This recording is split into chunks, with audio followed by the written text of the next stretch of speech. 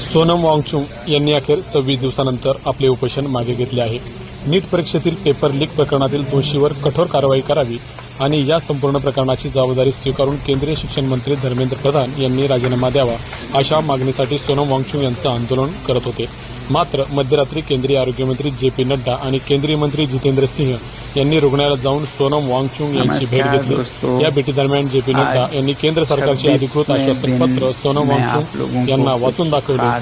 Paper leak प्रकरणातील दोषीवर कठोर कारवाई केली जाईल आणि संसदेत कठोर शिक्षेची तरतूद करण्याबाबत सरकारने आश्वासन दिल्याचे सांगण्यात आले आहे।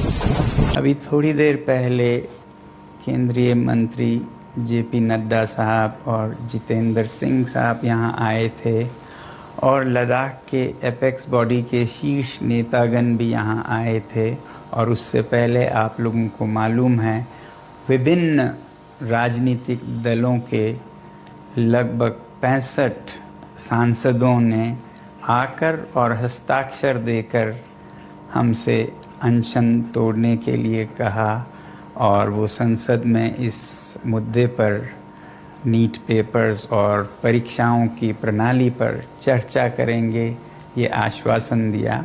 और जो सरकार से इस तरफ से मंत्रीगण आए थे उन्होंने भी ये आश्वासन दिया, जिसका कि 2 दिन से हम बहुत ही कड़ा क्या कहेंगे एक तरह का बार्गेन चल रहा था कि मुझे आश्वासन चाहिए और लिखित में चाहिए, और इसमें 2 दिन लगे और मुझे इसलिए अनशन पर 2 दिन और बैठना पड़ा और ज़्यादा भी बैठ जाता तो आखिर में आज उन्होंने लिखकर आश्वासन दिया है।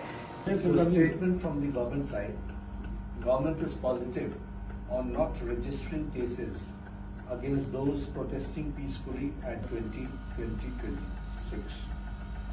The government has already assured threadbare discussions to find solutions to paper leaks and educational reforms for exams in the parliament. पंतप्रधान नरेंद्र मोदी यांनीही व्हिडिओ शेअर करत दोषीवर कठोर कारवाई करण्याचे आश्वासन दिले। त्यानंतर सोनम वांगचुक यांनी आपले 26 दिवसाचे उपोषण अखेर मागे घेतले आहे। मात्र या संपूर्ण प्रकरणात उत्तरदायित्व निश्चित करण्यासाठी केंद्रीय शिक्षण मंत्री धर्मेंद्र प्रधान यांच्या राजीनाम्याची मागणी करणाऱ्या कॉक्रोच जनता पार्टी अर्थात सीजीपी कडून आंदोलन सुरूच ठेवण्याचा निर्धार व्यक्त करण्यात आला आहे। दरम्यान जंतर मंतर परिसरात फोन जॅमर बसवण्यात आल्याने सोनम वांगचुक यांनी उपोषण मागे घेतल्याची बातमी आंदोलनस्थळी पोहोचण्यास काहीसा विलंब झाला। एकीकडे सरकारच्या आश्वासनानंतर सोनम वांगचुक यांनी उपोषण मागे घेतले आहे, तर दुसरीकडे सीजीपीकडून धर्मेंद्र प्रधान यांच्या राजीनाम्याच्या मागणीवर आंदोलन सुरूच राहणार असल्याचं स्पष्ट करण्यात आलं आहे।